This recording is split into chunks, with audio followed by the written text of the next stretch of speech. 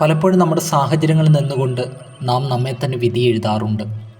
എനിക്ക് കഴിവൊന്നുമില്ല, എന്നെക്കൊണ്ട് ആർക്കും ഒരു ഉപയോഗമില്ല, ഇങ്ങനെ തുടങ്ങി ചില വാചകങ്ങൾ നാം അറിയാതെ തന്നെ നമ്മുടെ അധരങ്ങളിൽ നിന്ന് പുറത്തു വരാറുണ്ട്.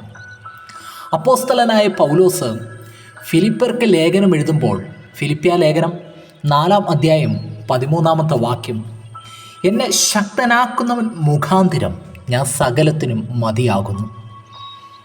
അതെ, ഈ ലോകത്ത് നിങ്ങളെ ശക്തീകരിക്കുവാൻ ആർക്കും കഴിയത്തില്ല. നിങ്ങളുടെ ബലഹീനതയിൽ നിങ്ങളെ തികഞ്ഞവനാക്കി തീർക്കുവാൻ ആർക്കും കഴിയത്തില്ല.